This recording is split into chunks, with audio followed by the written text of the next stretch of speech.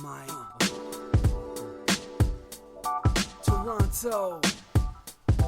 VK on the beat. Check. I'm in Toronto where you wanna get a city love. I'm from Toronto where you wanna get a city love. I'm in Toronto like we wanna get a city love. My city love me back for my city love. Welcome to episode 1201 of Toronto Mic'd. Proudly brought to you by Great Lakes Brewery, a fiercely independent craft brewery who believes in supporting communities, good times, and brewing amazing beer. Order online for free local home delivery in the GTA. Palma Pasta. Enjoy the taste of fresh, homemade Italian pasta and entrees from Palma Pasta in Mississauga and Oakville. Electronic Products Recycling Association. Committing to our planet's future means properly recycling our electronics of the past. Ridley Funeral Home. Pillars of the community since 1921.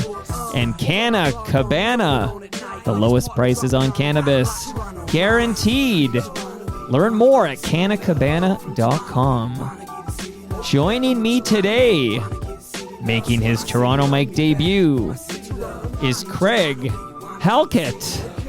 How you doing, Mike? Craig, looking good, looking sharp. Do you dress like that all the time? I try to dress up a lot more now. I mean, the hoodies and sweatpants were the COVID era. I would like to call that. So yeah, I like to try to look nice again. Well, you look sharp. It's great to meet you. Thank you. How is your dog doing?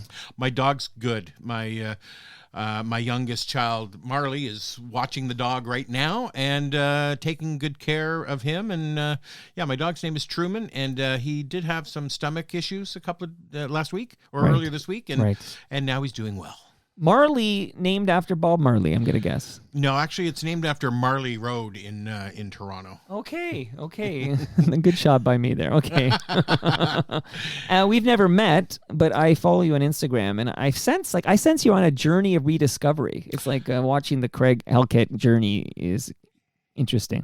Well, you know what? I'm glad that you noticed that and recognize it, because, I mean, certainly there have been a lot of changes in my life. I mean, since, I'd worked at MuchMusic for so long, and to be honest, when you work at some place for as long as I did, 25 years, it becomes your identity. And really, that was just something I didn't let go of, because 3 weeks after I left MuchMusic, my father passed away. Oh. So it was just a 1-2 punch that really kind of knocked me on my butt. So I really needed to sort of explore other things to try to change me, but it was a real struggle. I ended up at Chorus Entertainment for a while, and things were really good. I mean, I was doing okay, but there were so many things, little elements missing.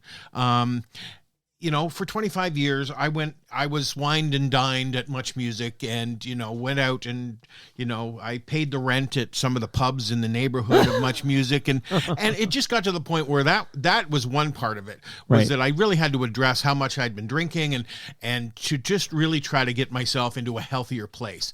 And that's been a struggle as well.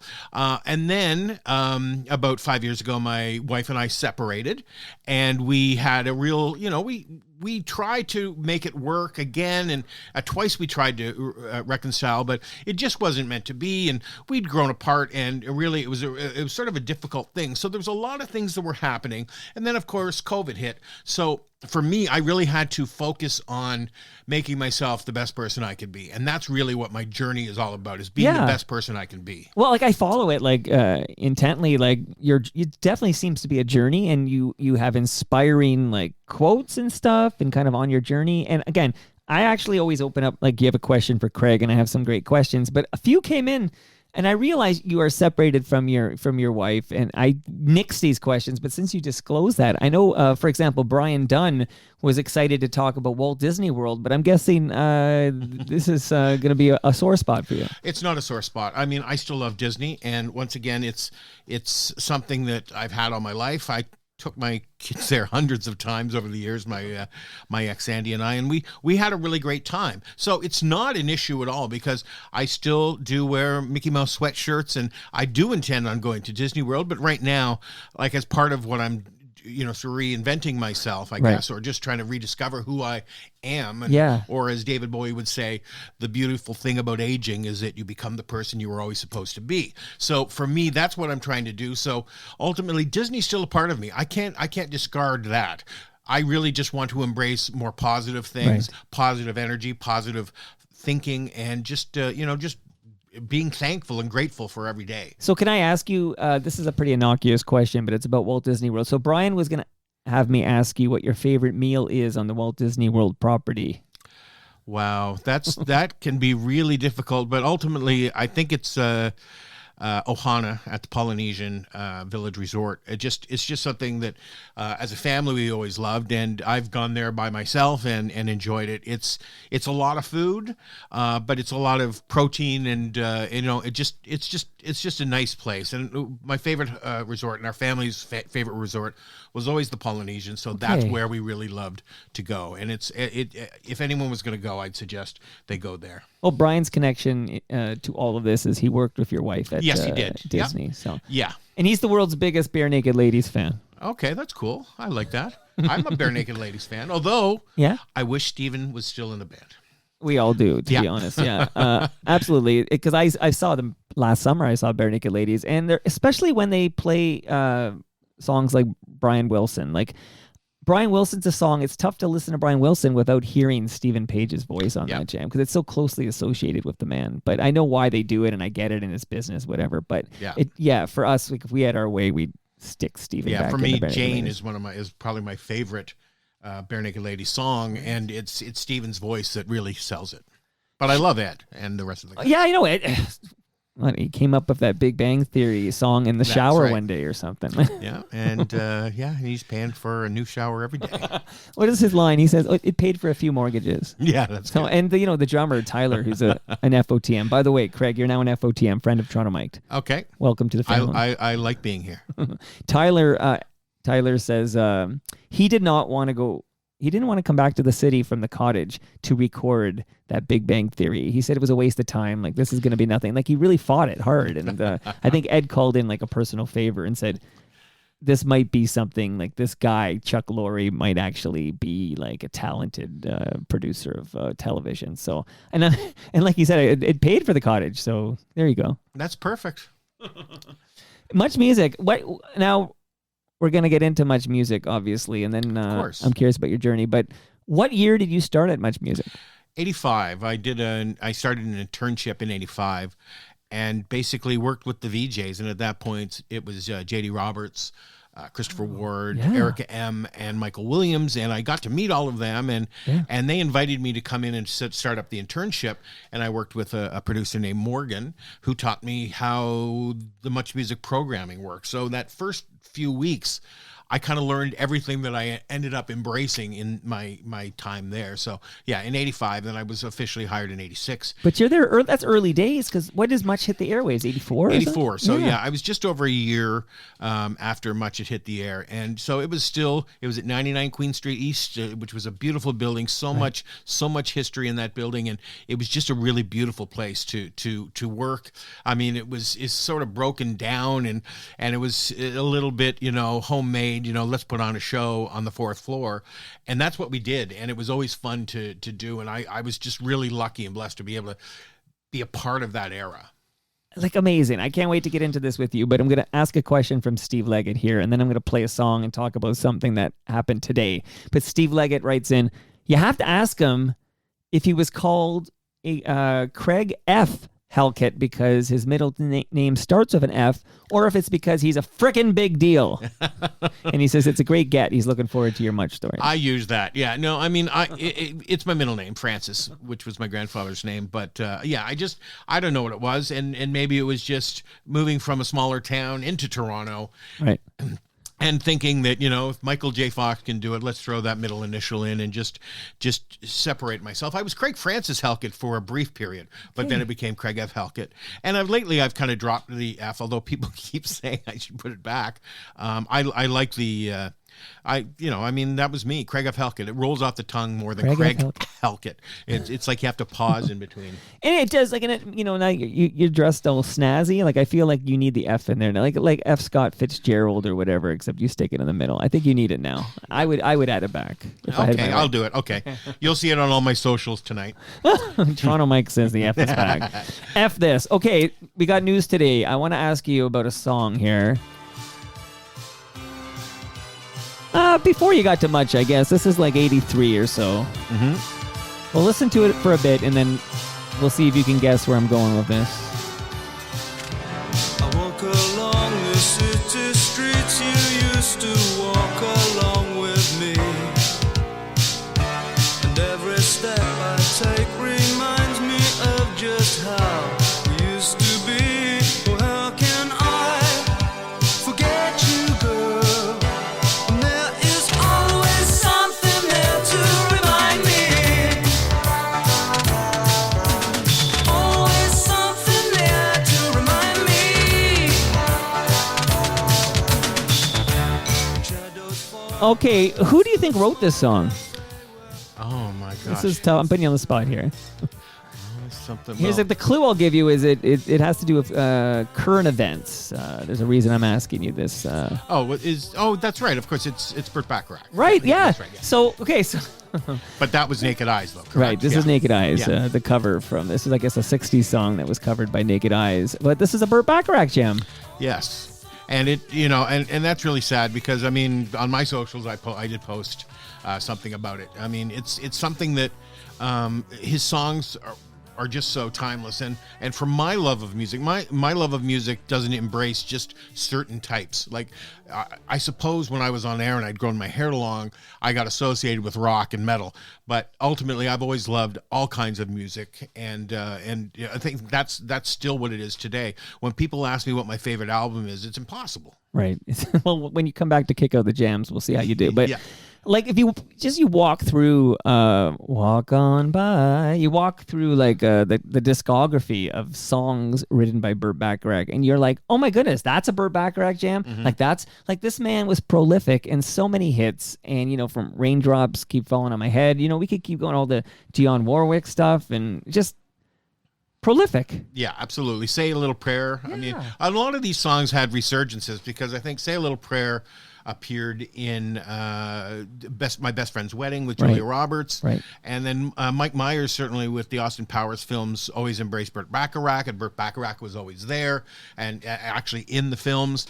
And I just think, the Dionne Warwick period was great, but also the B.J. Thomas Raindrops Keep Falling on My Head is just such a great song.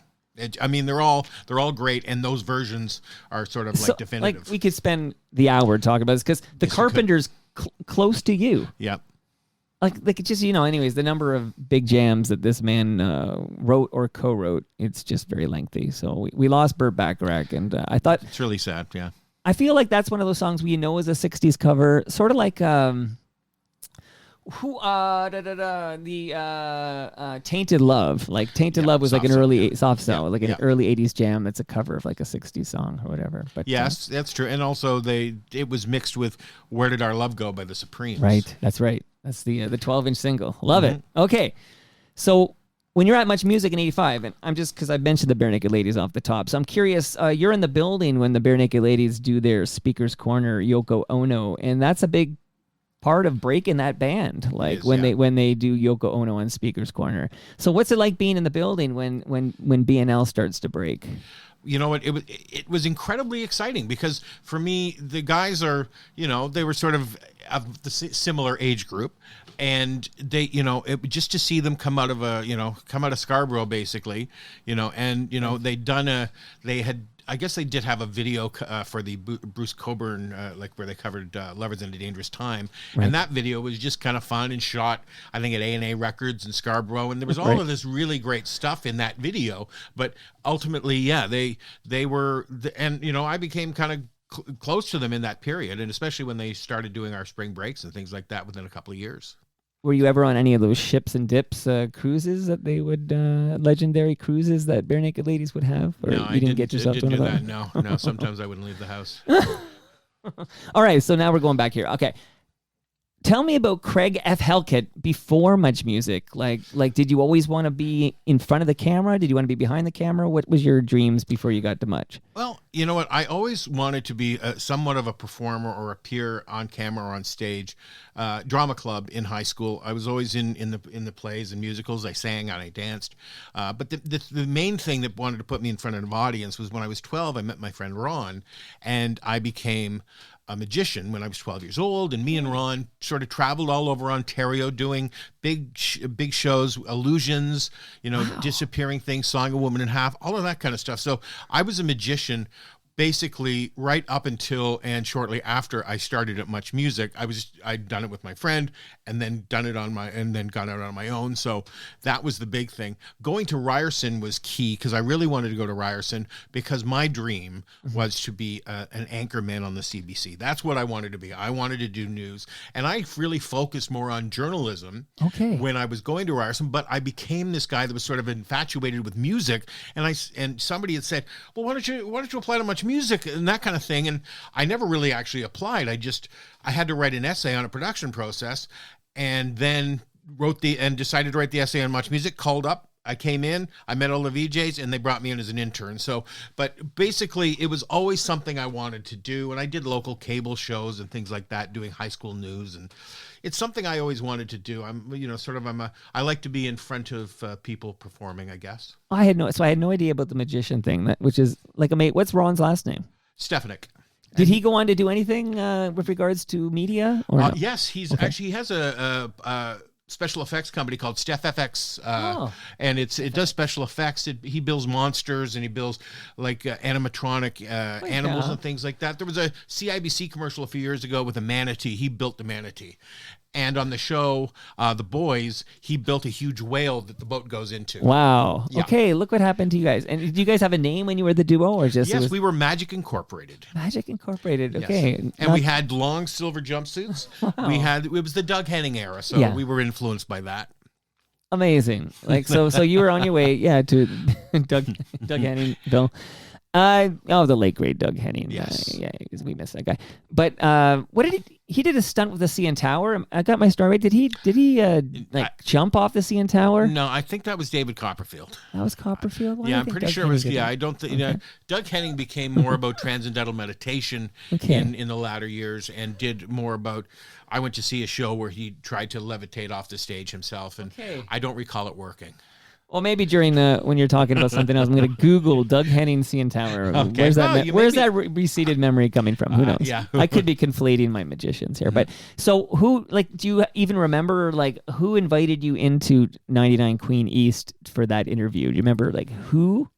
Yeah, well, it was. There were two people. I love the details. It was Michael Hayden, who was the head producer, one of the head producers then, and Morgan Fleury, who was sort of working that weekend when I came in, and she's the one that sort of showed me the ropes in terms of programming very quickly. So they just brought me in, but then I really became connected, helping out with everybody. That when I was writing the essay, I didn't really do much research, to be absolutely honest. I made it all up, but and I got a good grade. But I got along really well with Christopher and Erica and JD and Michael, all of them. I was extremely keen and extremely hyper, and lots of energy. Yeah. Well, because I've had interview all those people, everyone but Michael Williams, who very nicely says he's too busy, maybe one day, but he's been kind of teasing me for 10 years. Yep. Michael Williams, is that his MO? Yeah, I would say so. He's a bit elusive, but he's a passionate guy. Come on, Mike. He loves music. He loves music. Yeah. And if you got him talking about music, he wouldn't stop. You know who? Go ahead. So I didn't mean to cut you off. Yeah, no, there. he loves all kinds of music, and he's passionate about Canadian music. Certainly, I mean, he's embraced stuff with he was involved with the Doug and the Slugs documentary that came out recently. I saw him on that. Yeah, and he does a lot of stuff with the Spoons and making personal appearances. So he's really passionate. I actually saw him introduce the Spoons at an event several years back. Yeah, he seems to be in tight with them. They're FOTMs as well. And the original keyboardist, not the original keyboardist, he came in just before the heyday for Spoons, is Rob Pruce. He's the keyboardist. He'll be here for Toast. I'm just teasing it for the listenership. He'll be here, I think it's 2 weeks, 2 Tuesdays from now is the next episode of Toast, and I got Bob Willett in the basement with the great Rob Pruce. So just to let people know, that's coming up in a couple of weeks. Rob's a sweetheart, by the way. I love Rob, and Rob and I met. I was a bit of a Spoons fanatic back in the early 80s before I started at Ryerson, and I met and hung out with those guys a lot when they would play the Ontario Place Forum. Oh my goodness. Did you have a crush on Sandy Horn? Yes, I did. Yeah, I did. But I really, really enjoyed Rob's hair. Yeah? Yeah. And he was 15 when he joined the Spoon. I know. Yeah, we talk. We communicate still right now. We through social media. We talk. He made a comment when I posted about Burt Bacharach today. He made a comment. Well, the world's too small, Craig. Yes, it is. It's all way too small. It's funny. I was talking to Rob today. Like, oh, do you want a keyboard in the basement when you come over? Anyway, so you're at MuchMusic. You these VJs. So again, although I've met Michael Williams, he has yet to come on Toronto Mic'd. But I mean, Christopher Ward. Oh, and I should point out, JD Roberts has never come on Toronto Mic'd, and I don't think he's coming on Toronto Mic'd because now he's a big American news star. Yeah. When was the last time you talked to him? Oh, it's got to be about 10 years ago at I think Triumph was involved. Excuse me. Triumph was involved in Canadian Music Week at the time, sort of when they were first starting to kind of put themselves back together. And John was there. I think he was inducting them into the Canadian Music Week Hall of Fame. So I like Triumph. Yeah. Maybe they got kind of lost in because there's Rush, right? This huge Rush. But I feel Triumph. Rick Emmett's in FOTM, but. Great band, great jams. They're all great. I mean, every one of them. And I've hung out quite a bit over the years with Mike Levine, primarily, and his wife Rosie. But sure, yeah. So I mean, those people, they're salt of the earth, great people. And that doc is pretty good too. It is a great doc. I've watched it twice. It's just it's really cool to hear Gil tell the stories. Love Triumph. Okay, so shout out to Triumph here. Okay, so we have you just setting the table here, thinking about that cast. So Christopher Ward, of course, who prior to his MuchMusic, so he was, I guess, the test bed for MuchMusic was is it City Limits? City Limits. Yeah. So he's there. Where you mentioned Mike Myers like 10 minutes ago. Mike Myers was a character that would come on as Wayne Campbell, and his. By the way, shout out to Paul Myers, his brother, who's an FOTM from the Gravelberries. I love Paul. Yeah, he's a great guy. This is fun. So, Christopher Ward was a yacht rocker before MuchMusic. Like I call him a yacht rocker. He doesn't argue. That's pretty much the genre. But he was a musician, and then eventually, of course, with Alana Miles, he strikes it big with Black Velvet. Yeah, Christopher was always, at the time he was actually dating. Alana Miles back then. So, but ultimately, I mean, I just really always picked his brain about music and his knowledge of music, and then found out more about his musicianship sort of growing up. And but all the VJs back then, I mean, they did their research. I mean, they were ready to make sure. And I mean, for me, they really inspired me to learn as much about music as possible. And Christopher was one of those people. But I love the idea that these are not just talking heads or like attractive people for the camera. These are bona fide, legitimate music fanatics. That's important. That's what it was all about. I mean, it wasn't really about appearance, and everyone had their own passion. I mean, certainly, I guess when Erica came on, her passion was being more of a fan of music, and so I mean, she took a lot of bad swipes back then, but she was just always so passionate about music and learning more about music and learning more about everything.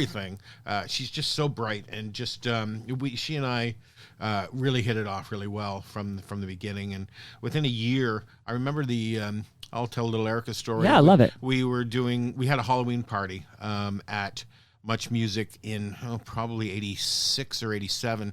Yeah, it must have been 87. And I wanted to dress up as Erica. So she actually let me, and I was way skinnier then. I went to her home, and she let me go to her closet, and I picked out all of some of the classic early Erica M outfits, bright pastel colors, and I got to wear the bone in my hair, and I had a wig. It was fabulous. It was really good. It was a lot of fun, and I have a picture somewhere of me and her, me dressed as Erica with Erica. Okay, you ready for a little trivia? Yeah. Who's the first female VJ in MuchMusic history? Catherine McClenahan. Good for you. Okay, because of course you were there. You know this, but the average Joe or Jane will tell you it's Erica M, and that is just not correct. Yeah, and Catherine, of course, is married to Patrick from SpongeBob. That's right. Yeah. Which is amazing. Yeah, and he was in Coach. Yes, he was. Yeah, blonde guy. Yeah, he's and I met him. I met them when SpongeBob and Patrick came into MuchMusic. I met both of them.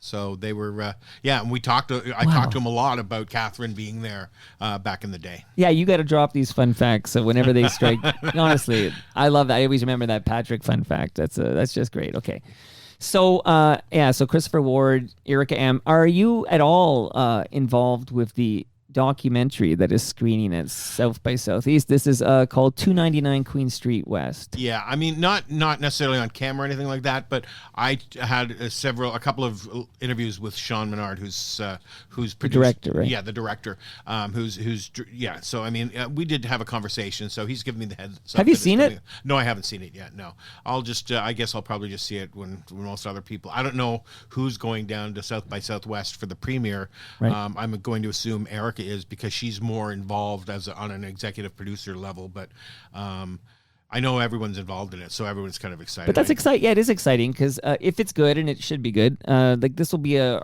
nostalgic resurgence, and you'll be so in demand you won't have time for Toronto Mike anymore. It'll be like, get me Craig F. Halket. Yeah. Well, you know what? For me, it is, but it's also very difficult because the concept of Much Music has been, the perception of it differs from era to era, because, you know, for a lot of people, the George years are the years that they remember, or the Bradford Howe years. Well, it depends on your age, right? That's right. So this sort of encapsulates, I guess, from my understanding, that prime 80s, 90s era, when things were still kind of flying by the seat of their pants. We were still doing lots of live TV. And then in the 2000s, that kind of started going away just because of corporate restructuring for possible sale, which eventually happened. But we had so much fun back then. So I can't wait to see it and see if they remember it the way I do. And is it, I'm not going to put words in your mouth, I want to hear what you think about this, but is it possible that, they say necessity is the mother of invention, but the fact you had no budget, and I feel like the questions, like I have so many of your colleagues have been over, like from Ziggy to you name it. And it sounds like that environment at the time was sort of like, if you wanted to do something, you could pitch it. You might even get into Moses's office. I'm going to ask you now whether you can just walk right in there and pitch an idea. But the first question would be like, can you do it cheap or whatever? And then if you could do it cheap, you might be just able to go do it. Well, what do you say about that? There's a couple of things. Yeah, let's go. In the 90s, I did an 80s weekend. And this was before we started making specialty weekends a thing when you would have a budget. I didn't have a budget. I just pitched it and I went and did it. And so basically it focused on the programming. But then as we started talking about it, people started calling in about the 80s, and it was an 80s weekend in 95. And so people came in with 80s memorabilia, and so we did the set design for free, and basically had these fans, these Much Music fans, come in and actually be commentators with the other VJs, with Rick and Bill at the time. It was a lot of fun. That's one thing where there was no budget. We just did it. Right. It was programming, and that's what actually turned into the other specialty weekends we used to do, was because the ratings were so through the roof for the 80s weekend. Wow. So that was good. The other thing is, it's more personal story. I hosted Combat Day Clip from 91 to 97, and I went into basically I was doing Electric Circus, and I was doing some stuff on air. I was MC. You were MC Craig F. I was MC Craig F. Yeah, I would walk in at the beginning with the long hair. And I remember Chris Shepard once saying, because he and I were friends back then, he said, I always know what you've been up to the night before if you're wearing sunglasses on the Saturday. That's when we used to shoot it on Saturday. So I was, sunglasses meant hangover. But one Friday night, I've been at X-Rays, which was a bar just down the street from Much Music. Yeah. And I was sitting there drinking and went, and then I just walked back to the station, and I was near Moses' office, and the door was open. So I said, oh, what the heck, I'm going to go in and see if Moses wants to talk. So I just, I had a little bit of liquid courage. Yeah, liquid courage. I walked in and said, Moses, can I talk to you for a minute? Yeah. There's this show, Combat Day Clip. It's 9:00 on Friday nights. The VJs don't want to stick around for an hour being here till 9 because the day ended at 6, so they'd have to wait around for 3 hours. Why don't you just give me the show? You've already approved me for Electric Circus. I program the show, I produce the show, I floor direct the show. Why don't you give it to me? And basically that's how I got it. I never auditioned. I just basically was given the show. And here's another side note. Before I did Combat Day Clip, my test run was to host a new concept for a show where we took, at that point, faxes and phone calls and had an artist perform. And the first show was Mendelssohn Joe Says What? Wow. So Mendelssohn Joe, who just passed away, yesterday or the day before? Day before yesterday, Yeah, assisted suicide. Yes. Yeah. So that's, the fact Okay. that he, I'm glad you're bringing this up, Craig, because when I learned the news, the sad news that Joe Mendelssohn had decided to end his life, he had been battling Parkinson's, and very civil that he was able to do it, though. I really think that's such a wonderful thing that he was able to decide how he would exit and when in that nature. But I started thinking about this magic time. Like, I am a guy pushing 50 here, and I grew up with MuchMusic, and the way that somebody like an artist like Mendelssohn Joe was presented on MuchMusic, he was right there, like alongside like Prince or Bruce Springsteen. Like, there's Mendelssohn Joe. Yeah. So I always grew up. I still remember like in my early 20s, I'd be biking on Davenport, and I'd see Mendelssohn Joe walking, and I'd go, Joe, and he'd wave back, and I'm like, this guy was famous to me, and he was, I respected him because of all the times I saw him on MuchMusic. Like, I don't even think today somebody like a Mendelssohn Joe could ever get the time of day on a station like that. No, for us, we embraced everything, because when MuchMusic first went on the air, we played everything. We played country, we played metal, we played jazz, we played all kinds of music, and it was great. And also we had a requirement for French content, so we were playing regular like French videos. That's how Mitsu basically sort of got exposed in across Canada was through that, and which was great. And I had a great relationship with Mitsu, and she was one of those stars that broke out of that. But ultimately, we played lots of music, and then things started changing because as the CRTC asked for other licenses, we applied for country. It went to, I think, whatever was called NCN or whatever the first country station was in Canada, and things changed. And then when we introduced much more music, suddenly we weren't playing everything. We were putting stuff over there. Right. Nobody wanted their video played on Much More Music at the beginning, because it was like, well, we want to be on Much Music. That's the cool place. Much More Music is grown up. It's, that. So it created a lot of problems when we launched Much More Music, because it took away from the broadness of it. And certainly corporately, we wanted to become more targeted. Why do things have to change, Craig? Why can't things just stay the same the way we like them? Well, you know what? I've learned to accept change, but certainly at that time, I didn't necessarily like it. And, a lot of things have happened, but you just have to realize that that's just the way it evolves. You can be bitter at the time, but I'm certainly not angry about it. Well, we'll kind of dive into that a little more, but I'm still back in these early days. So, for example, I'm curious what your relationship was like with John Martin. Great. John and I had a very good relationship. We spoke all the time. He was a wonderful guy. And we, once again, it was a work relationship. It's not like I hung out with him or anything like that. But you must have been at the bar with him, right? Cause I'd be at the bar, yeah. But he kind of sat with his group of sort of industry cronies and things like that, and I'd be with my people. And but yeah, he did like to spend a lot of time at the bar, and he was. Well, I heard he got his calls there. Like they would be redirected there, but that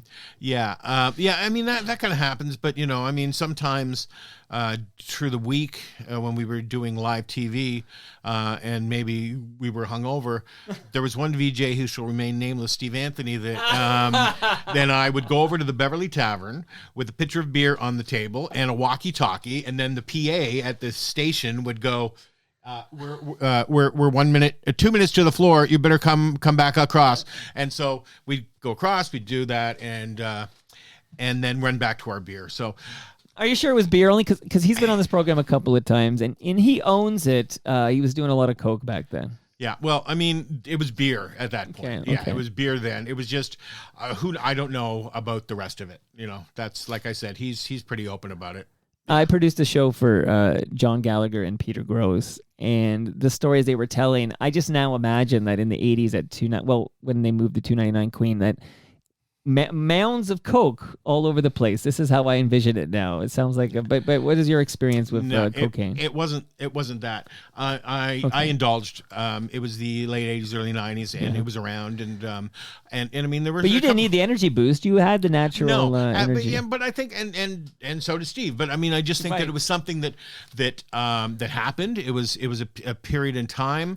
and you lived I guess everyone at Much Music was sort of living a rock and roll lifestyle and wanted to continue to live that rock and roll lifestyle. So it was around, and luckily it eventually went away. I mean, it was just kind of fun at the time, but we had, like I said, I had lots of good times, staying up way too late, and there's actually one story which Steve may have told it, but with regards to John Gallagher in the late 90s, late 80s, John and Steve were roommates. I don't know whether you're aware of that. You probably are. Well, there's a Mitsu story, but I'll save that one for later. But at about I guess probably 4 or 5 in the morning, Steve and I went into John's room. John wasn't there, and searched his floor and found, because he always had some bottle of rum or something in his room. So we stole the rum at about 5 in the morning. That's a story. He owns that too, by the way. I recently, because we all have our vices and we're all battling something. And you mentioned you stopped drinking, so no Great Lakes for you. No, I do not. Yeah, I gave up drinking. I drank well. And as I've always said, I mean, I think that I drank so much free alcohol that it became hard to pay for it. But so I kind of feel like in my life I ran out of drink tickets. You filled your quota. Yes, I did. Yeah, I ran out of drink tickets, but I mean, and it's just, for me, it's not something I need, and and it did become a problem. I just needed to stop. I needed to stop because it wasn't me anymore. I loved it. I think I was good up until the end of working at Much Music, when it was a social thing. Right. But then all of a sudden, when you start to feel like, oh, I could use a drink, that's when it becomes a problem. So it's been a struggle, but I've been sober for a while and I like it. And once again, it's not just about not drinking, but it's about everything I put into my body in terms of healthier eating and everything. And I just making sure you're on the right path. Well, it's all part of this journey we talked about off the top. You're just trying to be the best version of yourself. Yes, absolutely. Okay, good. Now, I do hope that this new diet of yours allows you to eat lasagna. Be honest if you can't eat lasagna, but can you still enjoy lasagna? I do eat lasagna. I've cut back on my carbs, but yes, I do love lasagna. You're leaving here, Craig. I feel I need some sound effect for this, but I am giving you a large lasagna from Palma Pasta. Oh, that's delicious. Great. I love it. Is that what's sitting in front of me here? Well, that's empty, but I'm going to have it full because it's in the freezer. It's in the freezer. Okay. But when you leave today, that will be full frozen lasagna. I love it. That's good. They're in Mississauga and Oakville, and it's delicious. Everyone I've given a lasagna to has written me to say that was the best lasagna I ever had. Well, I can't wait because, I'm sure it's nice. I wish I'd gone there for lunch today. Well, you're going to have it tomorrow, that's for sure. So you're taking home the lasagna. The good people at Ridley Funeral Home, they don't want to see you too soon, Craig. It sounds like these changes in your lifestyle mean it's going to be a while. But there's a measuring tape from Ridley Funeral Home. You never know when you need to measure something. So you know what? Interesting story. Just a brief story. My father, who passed away in 2010, starting in 1983, took over the publishing of a magazine called the Canadian Funeral Director magazine. Oh, wow. So for the funeral industry. So I may very well, with him, gone to Ridley Funeral Home. The interesting thing about, because I'm pretty close with Brad Jones, the funeral director. He's got 6 kids, which is amazing in its own right. I think, oh yeah, you got 6 kids. Yep. But they all live on site. Like, they're the only GTA funeral home where the family lives above the funeral home. Like you'd see in 6 Feet Under, for example. I get that. Yeah. So I did not know neat. that. Yeah, I did not know that. So that's 14th and Lakeshore. Good people. If you require such services, you just talk to Brad and the people at Ridley Funeral Home. So hopefully not too soon. And again, personal question, but do you smoke a little weed? Is this no weed for you? I don't, but certainly members of my family who will remain nameless, but it's legal. So yeah, my children indulge, and that's fine because it's legal, and it's I think that it's something that I probably would have embraced more in my other days, but I just find that I don't need anything anymore. You don't need anything. But for your loved ones who want to save some money and have great selection, Canna Cabana will not be undersold on cannabis or cannabis accessories. So over 150 locations across the country. I'm taking you back in time, Craig, because I've still got more Much Music questions, as you can imagine. But let's go back. This is about 90 seconds, and then we'll talk about it. Here we go. Okay, hey, we're off to a good start. So let's go. Email? Do you want to go to the email? I'm gonna walk over here to Marnie, who's floor directing tonight, and I don't have a clue about the email, but you've got a question. What's the question? Okay, the question. Me and my roommate have noticed a striking resemblance of Steve Anthony to Robert Plant and Craig Halket to Jimmy Page. If those two guys took the stage on Monday night, no one would probably notice. Oh, sorry, that's an observation. That's an observation. That's an Just move it along. Let's find a question. Okay. Oh, sorry. Okay, hello, Much. I'm wondering if you could tell me who is singing backup on the original release of Thank You, Led Zeppelin 2. My friends and I have bets as to who it was, and now I think I can finally get an answer. That's from Peter. Okay, so let's go back over to the panel because I don't know. Let's go back over here. So, Robert? I think it was Jimmy Page did the backup. So he also does it in the live show as well. So it was Jimmy Page. Okay, there you go. It was Jimmy Page, and that was for Peter. Thank you for your email, Peter. Do we have we have Joe from Calgary on the phone. Hello, Joe. So that's early days of email. Yes, it was. Yeah. I mean, I remember when we first got it. I mean, like on Combat Day Clip, it was all faxes. And so I'd stand at the fax machine and take faxes off and read who the people were voting for or whatever. But it was pretty exciting when we started using it. Yeah. So, did you have all surviving members of Led Zeppelin there? Who did we have on that special? No, I hear Robert Plant. No, that particular special was more primarily Led Zeppelin specialists. We kind of came in and did that, and we used and we had interviews with Robert and at that point Jimmy and John Paul Jones was So I mean, we had those interviews and did that, but I mean, it was just sort of like Robert at that point. It was the Page Plant era. So, Jimmy Page and Robert Plant had kind of sort of returned together. And that was what the excitement was. Sorry, that's okay. I keep backing off from the mic because I'm always afraid I'm going to be so loud. No, don't worry. I've got you covered here. Okay, good. Don't worry. So I mean, it was just I loved Led Zeppelin. I still love Led Zeppelin. So it was just great. I love Robert Plant, and having met them a number of times, it's pretty exciting to know that the heroes that I've met and they were two of them. I'll bet you met some pretty damn big stars crossing through 99 and then 299 Queen. Mm-hmm. I did. Yes, I did meet a lot of people. Yes. Did you ever have any of those, oh my God, I can't believe I'm meeting, like maybe that was an example, but you want to shout out some of the people that meant a great deal for you to meet? You know what? It's interesting. I mean, it was a lot of those classic artists. Conway Twitty. When he came into MuchMusic, because my mom had loved Conway Twitty, and I went up to him and told him, because my mother passed away in 1985, right before I started at MuchMusic. So it was interesting to talk to him. But George Harrison, when he came in, certainly David Bowie was another one that was just a big deal. And obviously, those are sort of the key ones, the ones, the more of the historical ones. When people came in, I think like Buddy Guy came in. There were a lot of like, he's still touring. Those guys, yeah. So, and but I mean, like, who was it? Janet Leigh came in. Just from Psycho. Yeah. So okay.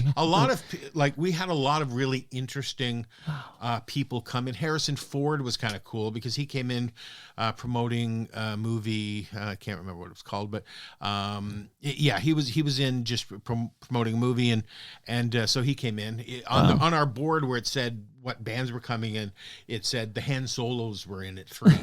And it was live, of course. So a lot of people swarmed him when he came in. But yeah, it's kind of cool. Those kind of things were just, and that was one of the perks of the job, was just being able to meet these people. But ultimately, I mean, for me, it was as much about the friendships I struck up and continue to have. Like, I mean, Canadian artists, I mean, I'm still talking with, like I said, the Spoons and Platinum Blonde and Honeymoon Suite and so many, and the Grapes of Wrath and Northern Pikes, all of these artists, Glass Tiger, like so many artists that I've I continue to have a relationship with because, we were all part of this big, Canadian scene, and I really liked being a part of embracing it.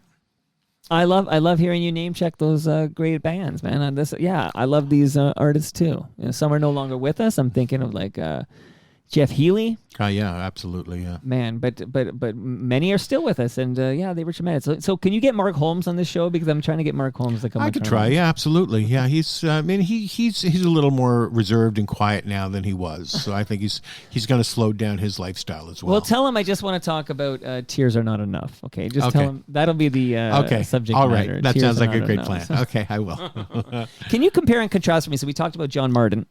And sounds like some people loved him, and some people, I know Ziggy was less excited about his style and how he operated. But can you compare and contrast MuchMusic under John Martin's guys and Denise Donlin, who, by the way, is also heavily featured in the Doug and the Slugs documentary you were talking about? Yeah.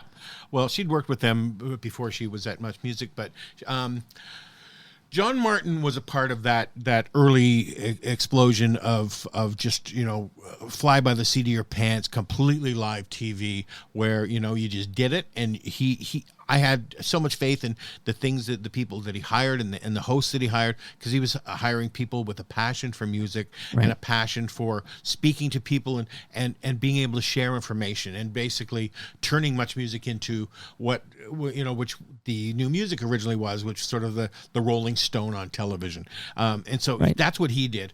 I mean, obviously, things were changing, things were evolving, the television landscape was growing, and I just think that MuchMusic perhaps was just, so much of what used to be like Moses' theory was flow over show. There was more appointment tuning, so you had to have more shows. So I just think that there was that, and also we had to start having some relevance, because there were so many entertainment shows and things like that. So ultimately, that when Denise came in, everybody talks about, and I mean, I'm sure other people have used the term, the drive for relevance.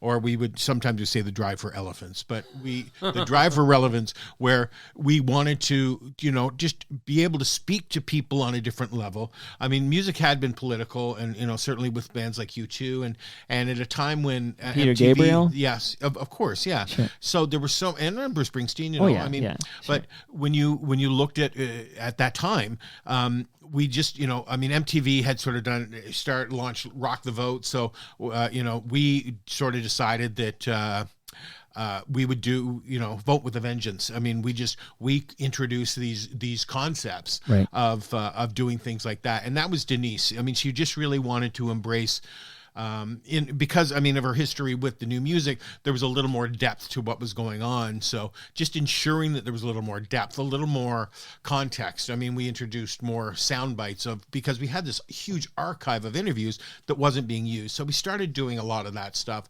And so it was, that's really where the differences, lay, because, John was about that live, fly by the seat of your pants, creative juices flowing. That and kinetic energy. Which has influenced me quite a bit, like this vision that he had with Moses there, of this like kinetic live environment, and as it happens kind of flow, warts and all. It's kind of like, it's authentic.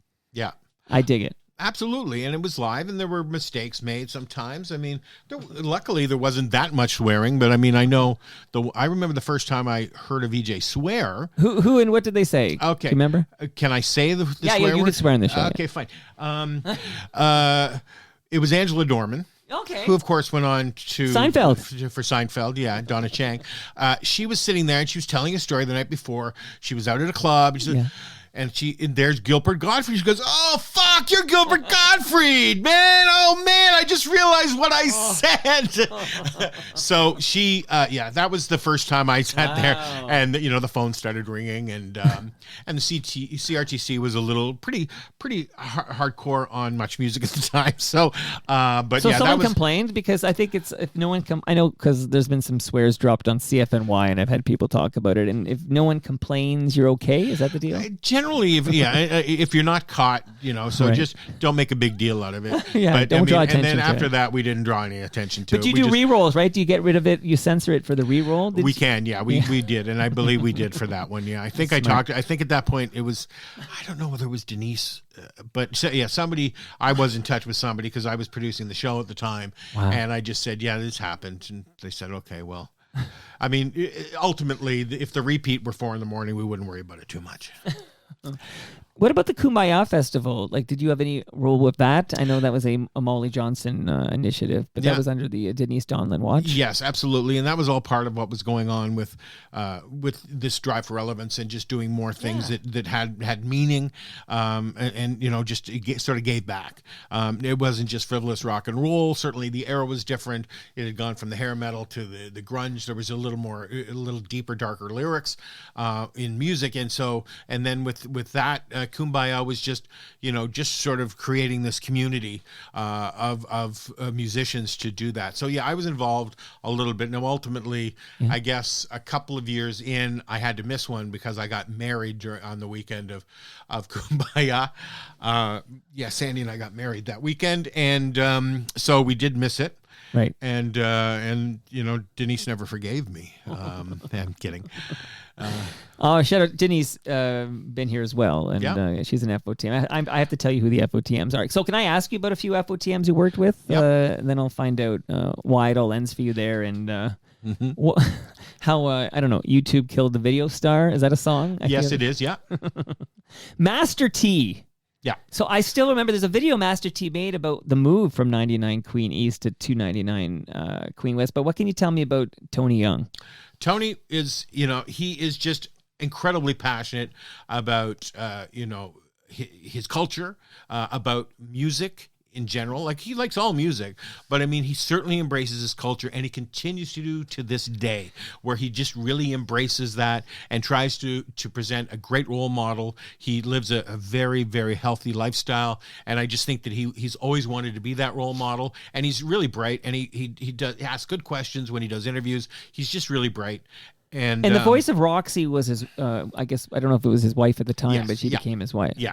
Which is a fun fact. Yes, no, it is. Yeah. And so, which was fun. And all of the shows they did, Extended Mix, to Mix, Rap City, were all, really, really wonderful shows. And I worked with him, but my ex-wife actually worked with him more. She became a producer of Rap City and to Mix in the late 90s. So all of us got to go to St. Kitts, and they all, not there too were some shabby. great trips. No, it was not too shabby. I hear at his all. brother's still at City. Is that right? Yeah, Basil's Basil a very Young. busy cameraman, and he's super nice guy too. Okay, shout out. So I'm only asking you about FOTM so I can punish those who have not come on the program. But I'm Okay. going to ask you, Bill Wilichka. Oh, he's a jerk. No, I'm kidding. Bill and I love each other, and I haven't seen him for a couple of years. He's in Kingston now. He's in Kingston, and the last time I saw him was when I went to Kingston with a job, and I went and hung out with him at his station. And then a couple of years ago, when my daughter she released some music, and so he was interviewed. She was interviewed. Spoiler alert. Yeah. So he was out. We went out there and did an appearance on his morning show. He's a great guy. I mean, he's just one of those guys that we spent a lot of time together, and certainly we did some drinking together. A little more low key. We'd listen to country music. We'd get, Outlaws and Heroes was his That's thing, right. Yeah. So, and but he's great, and just an overall good interviewer and editor. He was the all-encompassing guy. He had it all going on, and I love him. He was like a Swiss Army knife. Yes, he was. Yeah. And he loves his wrestling. Yes, he does. You know what? I don't get that. I don't ask him about that. I don't ask him about his politics either, but that's life. Well, the country's fans. You know how that works. Okay. Of course. Talk to me about one of the. Well, I'm trying to think of all the VJs who made it big. There's obviously JD Roberts is next level. You mentioned Fox News, and before that CNN and CBS. But tell me about Strombo. Strombo, once again, we connected so well because I recognized how good he was as an interviewer, and just his love of music. It's just, this passion is undying, and I always loved him. And when we sat together, like, I was heading up the music committee starting in 2000. I'd been on the committee for a while, but and when he joined the team, it was just incredible.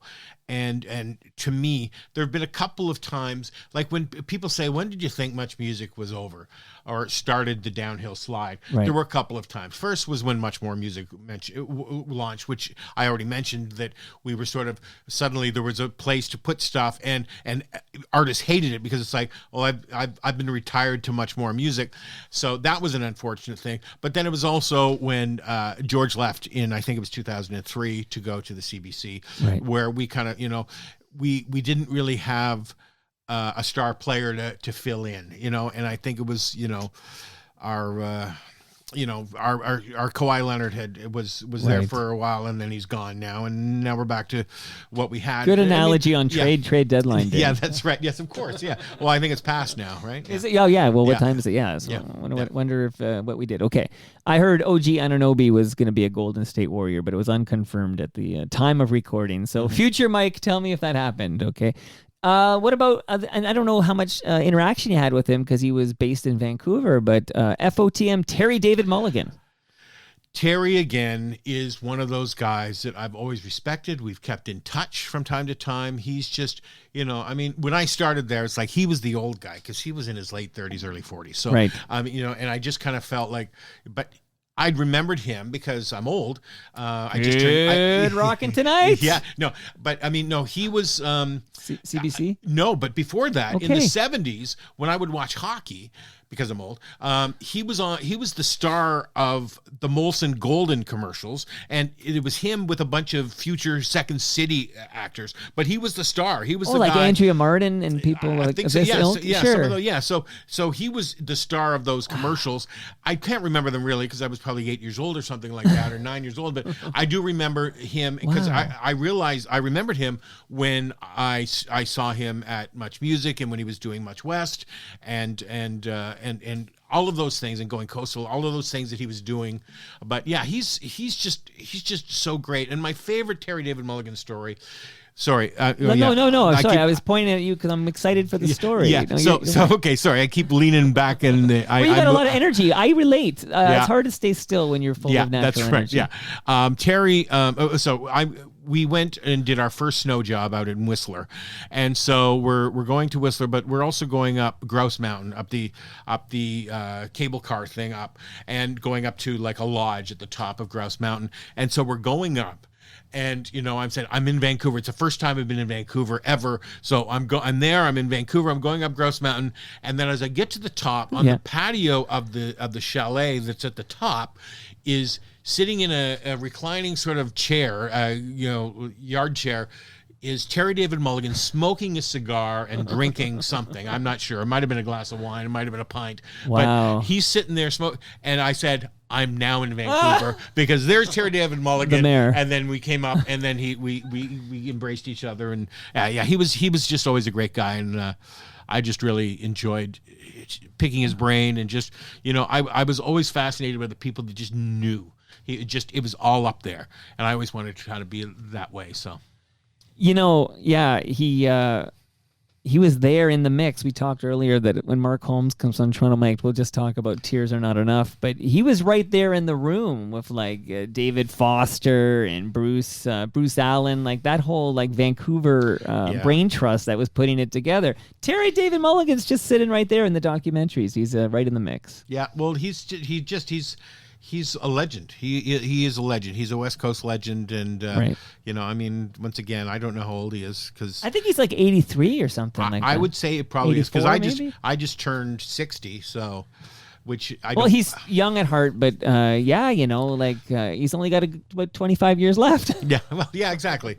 Yeah, we all look at that, but I won't be visiting Ridley anytime soon. Well, that's the plan here. Yeah. That's the plan. Okay. So, oh gosh, I know. I hope you canceled your next appointment. I know I'm taking a long time here, Don't but I worry have about Craig it. I'm in no Halket's rush. here. Like, come on, I got to take advantage of this. What about, I love this woman, great FOTM, Ziggy Lawrence.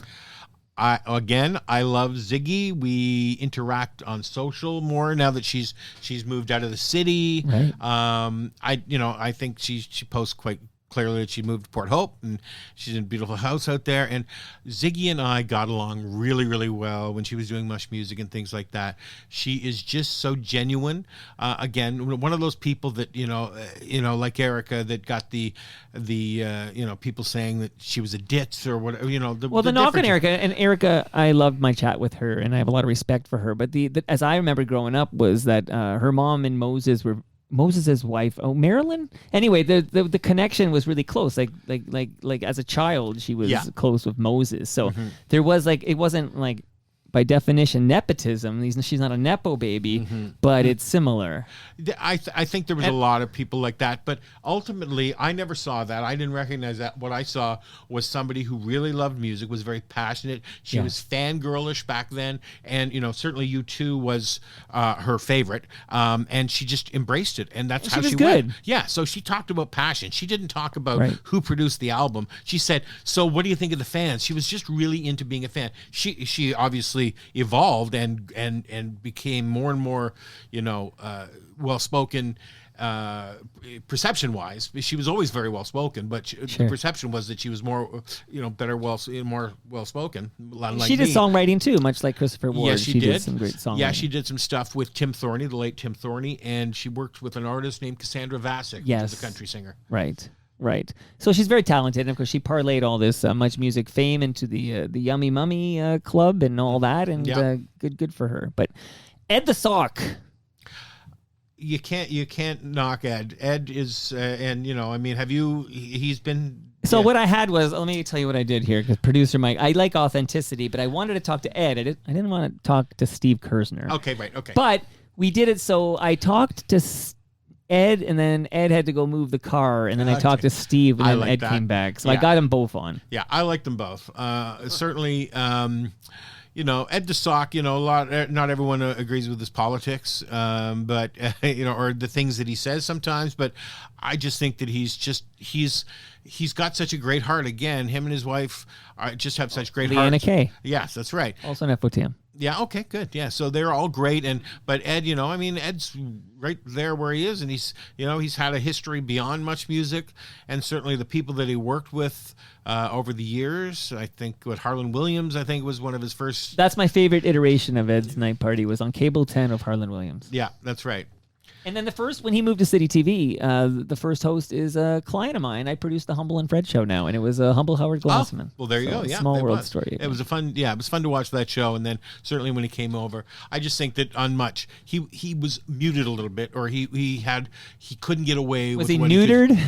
I would say that. Yeah, he was darned. If that's a way to put it, I don't know. Well, it was too much for Much. That's right. Yeah, exactly. I had the best conversation with this man, and I'm so glad because I think he said I was his first interview since he lost his ability to speak through his vocal cords. But Kim Clark Champness.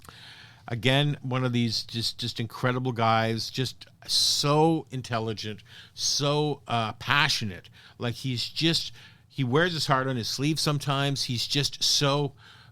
like I said, the passion that comes out of Kim, and he had struggles, and I always, and when he first was diagnosed, and seeing him at things, and then like all of us, I mean, I really related to him when he, a lot of people that had left Much Music, and all of a sudden it's like when you've been at a place for more than 10 years, you're associated with it.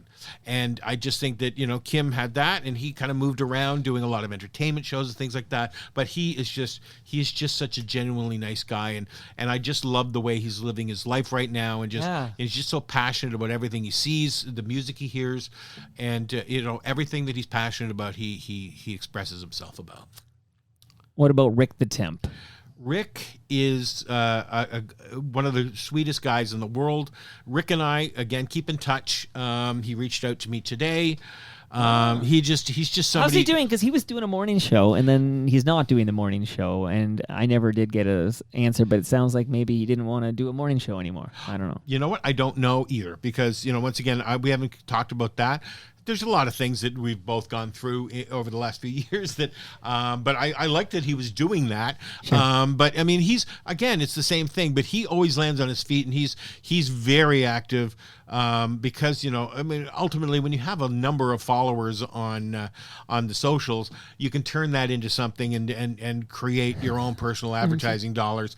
So certainly, well, you just reminded me the very first, because I had Rick on, it was amazing actually, but just to chat with Rick, the way I'm having you on just to chat with you. Yep. But originally Rick was pitched to me by a pasta sauce maker. And I got a note, like, would you have Rick and his wife on and they'll talk about this pasta sauce, and I'm like, well, this is Toronto Mike. I'm going to spend like 90 minutes on Much Music, and then you can do 5 minutes on the pasta sauce. Anyways, we decided not to do it. Like, I didn't want to play the pasta sauce game or whatever. Yeah. But eventually he came on, and he loved it, and it was great. But yeah, so he's like an influencer now. Yes, he is. Yeah, I mean, but I'll be honest with you. That's something that I mean, I think that Rick does it well. I mean, there are other people that I know in the industry that do that, where it's all of a sudden it's like, when I'm together with my family, we love popcorn. So Orville Redenbacher is always a part of our Friday night. Those kind of things. Those are the things that kind of go, okay, you know what?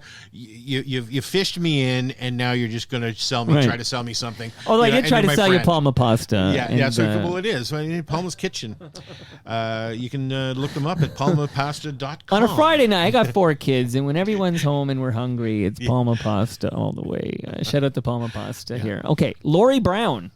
Lori, once again, I know that she's been so much of my connection to these people from the past is through social. And I mean, I know she just recently posted she was very upset about the passing of Mendelsohn Joe, but yeah, I mean, I really enjoyed working with her. I haven't kept too much in touch with her, but I have run into her over the years at different events and things like that. But now that I haven't been at much and I haven't been out to as much of the events that I used to be. Yeah, exactly. Yeah. I've sort of lost touch with her, but once again, we do communicate from time to time on social media. Almost done. Again, I'm only doing FOTMs. I'm not all almost done. You can do whatever you want. Jeannie Becker. Yep.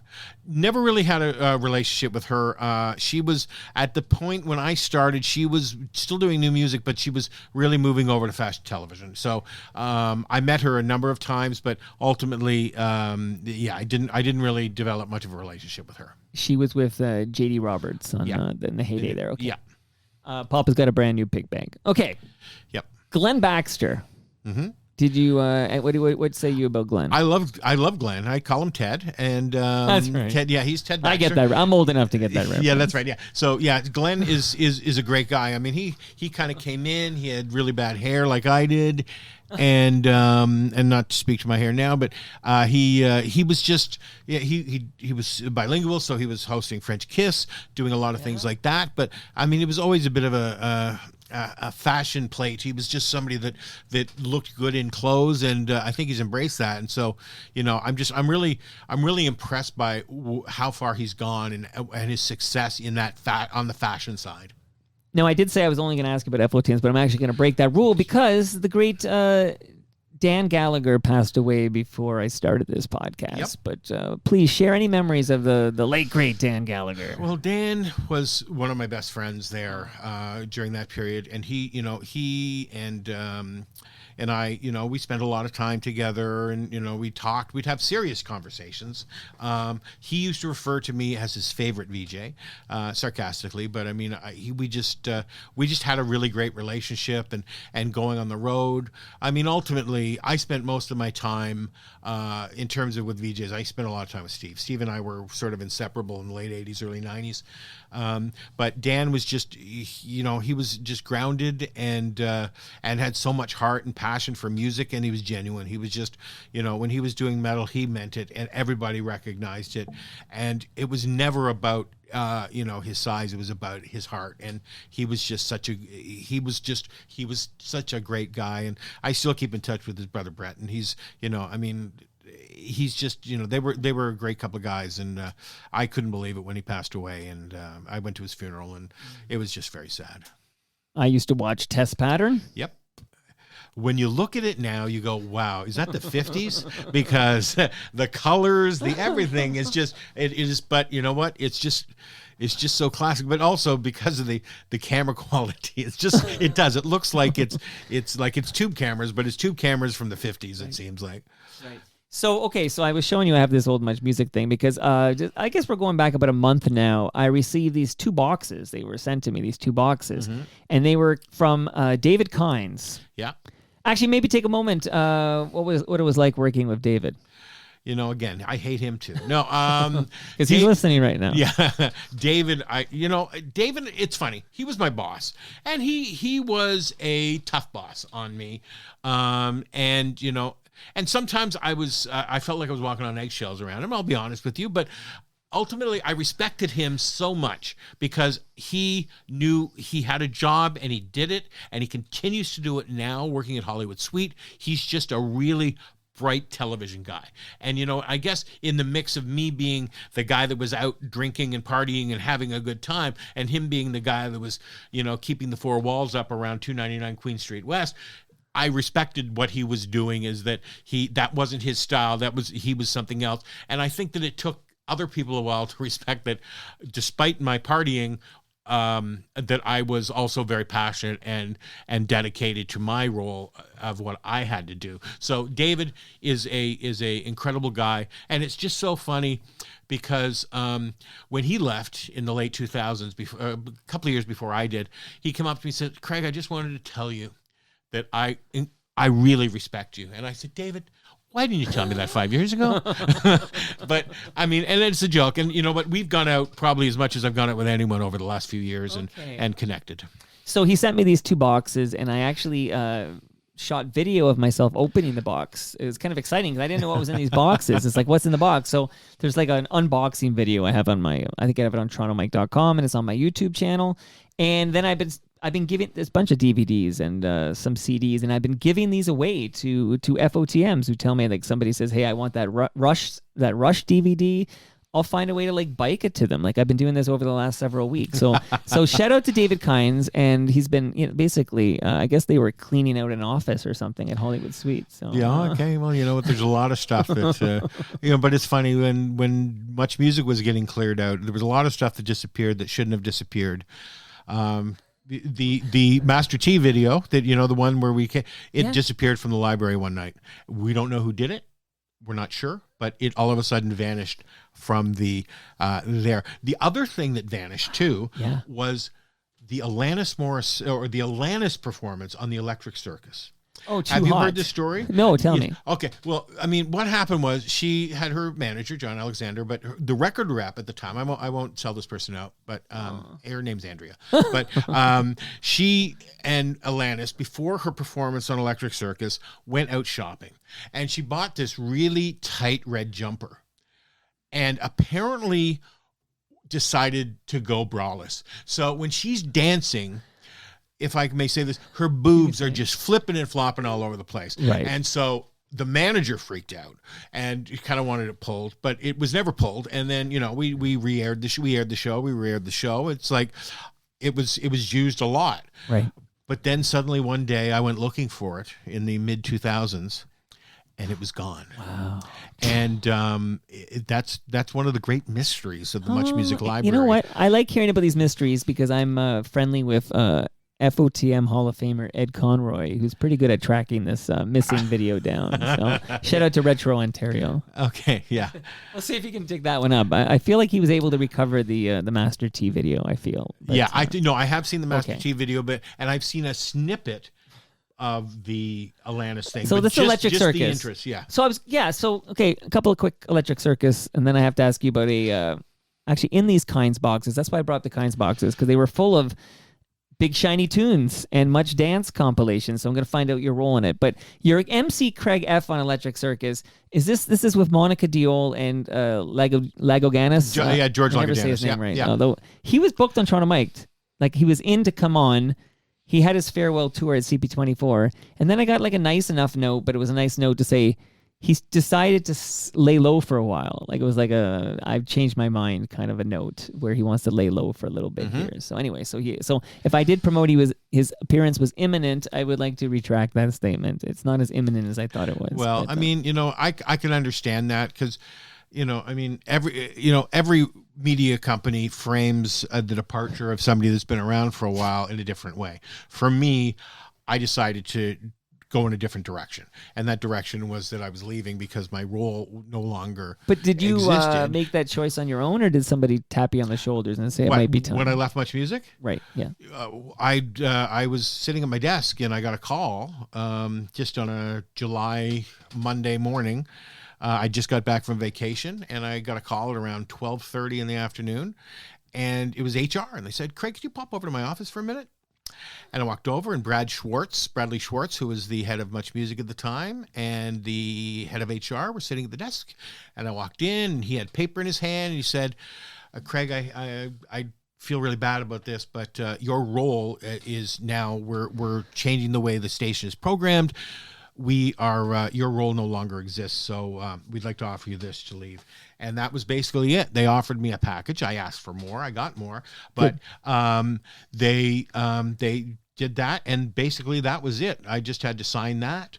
And then they said, well, and because of your years of dedication, you can go back to your desk and clear out your desk if you want. I said, you know what? I think I'll just get my friend Darren to clear out my desk, and or to just take a few things and just put it all in a box, and I'll pick it up from him, and he can meet me over at the parking garage.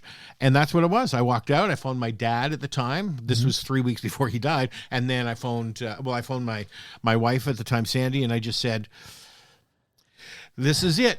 End of an era. I thought of it as a real opportunity, but then my dad died. But that's when I really, it's been a 13-year process since I left in 2010 to really distance myself from being with Much Music, because I was Craig from Much Music. Yeah, it's a high-profile job. Yeah, and for 5 years, 5 years later, I'm at a job, and I would pick up the phone and say, Craig, Much Music, and realize, no, I don't work at Much Music anymore. But it was still, it was just something that, psychologically is tough. And so, the reason I'm bringing this up is because, if regardless of how George left, sometimes it's best if you just kind of process what you've just gone through, what it means, and be able to accept it, because he was there for a long time. He disappeared for a little while and came back healthier and happier. And I think he's got great stories to tell when he eventually When he's ready. The mics are open when he's ready. It takes some time, process everything. But, you did 25 years at Much Music. But before we get you out of Much Music, you mentioned Chris Shepherd, Electric Circus, and I just had Alan Cross over last week. So they're making a CFNY documentary. Yeah, I saw that, yeah. And they're running into the same problem I had when I made my little episode 1021, and I've been trying to find Chris Shepherd, and I have been unable to locate him, and Alan can't locate him. Do you have any idea where Chris Shepherd is? No, I don't. I mean, I know a couple of people that might know, but I would not. This should be a documentary, Craig. You want to make one? Yeah. Well, I just think, whatever happened to Chris Shepherd. Searching and I think a lot Chris of people Shepherd. do that, yeah. The last time I saw him, and it had been a while, was at a cult show at Massey Hall, and so this has got to be about it's got to be 15 years ago. So okay, the last time I have a record of him making anything public appearance was because I produced Humble and Fred, and I can say in 2014, Shep talked to Humble and Fred on their podcast. 2014. So okay. That's the last record I have of a public Chris Shepherd appearance. Yeah. I mean, when I last spoke to him, it was like he'd become a doctor or something, or a nuclear physicist, or this is the stories I got from him. Yeah. And so I didn't really know what was going on. He looked the same. It's not like he, was he still putting on his affected voice there? Yeah, he was still, it was a little toned down, but we always had a really great time together. Cool. So it was really nice to see him. But, again, I just think that, maybe for his health, to just, remove himself completely, that I can see that. And then, he might just enjoy not. Well, he must enjoy it because, with people. He's hiding out somewhere, and he, a lot of people want to talk to him, so he must want to lay low. So he doesn't want to be found, in other words. No, exactly. And that's, sometimes as is his right. Do that. Yes, exactly. All right. So when you were at Much Music, before you departed, though, I'm curious, what role did you play in the determination of what videos would get in high rotation? And I'll just preface this to say, when Mo Berg was over here, he was talking about how they filmed the video from an adult now at the parking lot at Queen and Spadina, which is now a mech, by the way. But it's VHS, he drops it off at wherever, I guess 299 Queen. And lo and behold, it's in high rotation. Shortly thereafter, I'm an adult now. Were you on a crew, a team that would review everything that came in and say, this is high rotation, this is medium, this is low? What was your role in all that? Yeah, there was a music committee, and it was formed from the beginning. And at the beginning, it was I think Christopher Ward, John Martin, Nancy Oliver, some of the early days people. I think J.D. Roberts was on it, and then it evolved to the producers, a couple of producers, Morgan and Simon Evans. Lewis, and a lot of those producers were on it. And then I got put on it, I guess, in the early 90s, around the time Nirvana came out, which we happily added to light rotation, and for Smells Like Teen Spirit. Oops. And then, but I mean, after that, I had a fairly dominant position on the committee. At that point, I along with John Jones, I don't know whether you know John Jones or heard of him. He was a CFNY and CHFI program director, and then he became head music director at MuchMusic, and I was his associate music programmer. And then he left in 2000. And so I basically, after about 6 months of just kind of filling in, took over the role in September of 2000. And so it's the music committee makes the decisions about the videos. It's a little different from radio where, if we get something, we want to add it. It's important to the visual. For radio, sometimes they go, well, we would love to have it, add it, but we don't have room. For us, we would make room because the timeliness and the urgency of getting it on the air was more important. So, we'd get the new video by Nirvana and we'd want to put it right into heavy rotation. So that's what we did. And then in 2000, I took over as the head of that committee, where decisions were made based on what I liked and what I saw. But it was a committee, and George was on there, Jennifer Hollett was on, and then the other producers, again, Morgan and Simon and Sherry were sort of MuchMusic producers, and we all sat on the committee. And it was fun. I mean, I loved it. It was every Tuesday. We'd start at 10 o'clock and go through until we were finished. And then, we'd send out the rotation lists, and, people would complain. And Monday was a busy day because that's when all the record companies came in and, tried to work us on which videos should get added or took us out for beers or whatever. And that's what we did. So I did that I was the head of that for 10 years. So it was always a great process. It was my favorite day of the week, just sitting with those people and just talking, completely politically incorrect, and just having a lot of fun. Well, I love hearing this story, Craig, because this is like human beings listening and watching. And again, unlike radio, you have a visual component. Like, I'm always curious, like, ideally, like, Smells Like Teen Spirit would be like a big jam, great video, slam dunk, right? High rotation, whatever. But then you must have a great video. The song's not so good, or tremendous song. Oh, the video sucks. Like, I just always wonder, like, what wins out. Well, sometimes, it was always a combination. Like a lot of people, like I remember when we added Push by Moist, it was Biff like Naked's in that video. Yes. Who bumped into my wife at the grocery store 2 days ago. No, really? There you go. Yes, That's fun good. facts. Okay. I love Biff Naked. Although it might be the silver. I get my Push and my silver mixed up by Moist, so I hope I'm not getting the wrong Moist. But I continue. have a feeling it might be silver. Yeah, it's silver. I think she's in. It's Push, a black and white, and she's in a bar city. It might.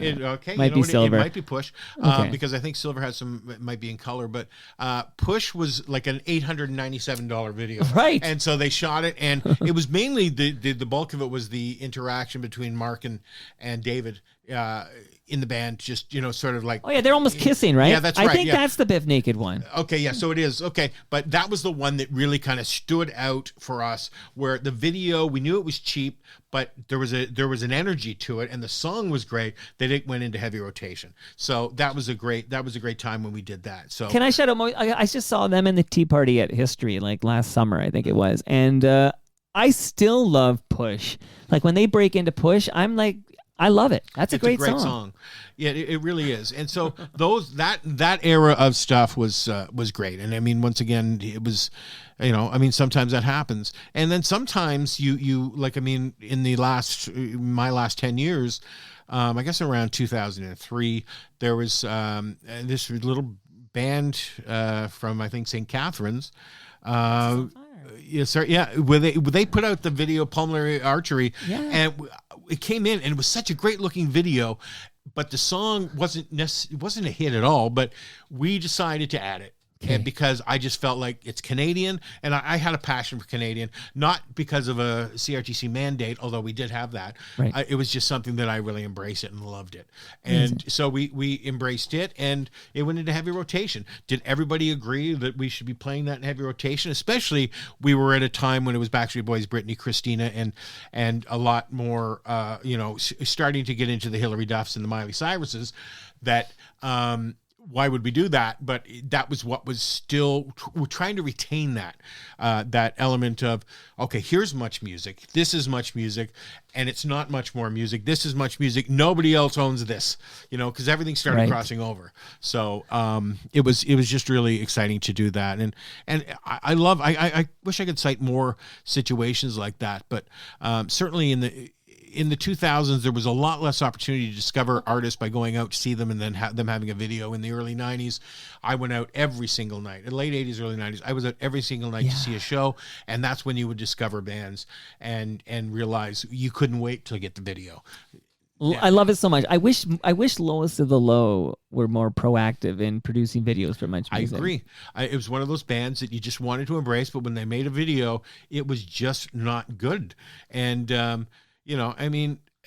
they were too punk for their own good, like their mentality, anyways. And in the first couple of Tragically Hip videos were really mediocre. Before they got signed to Universal, or I guess MCA, they were on RCA before that, and they were just the videos weren't that good. The songs were great.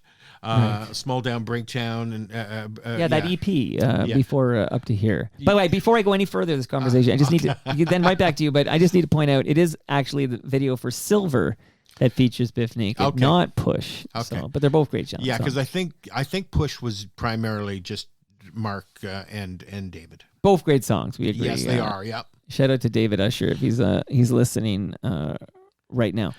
Oh, I interrupted you though. You were in the middle of a sentence, or what a rude host. But I think I got to correct the record because somebody's screaming at their iPod or whatever on their smartphone right now, and like, Mike, it's Silver, it's not Push. Okay, but, all right. You know what? I've been on such a roll. I can't. All right, remember, then let me take over to ask you. I love those stories. Like when you have an artist, I'm thinking there was a period of time. I guess it was the late '80s.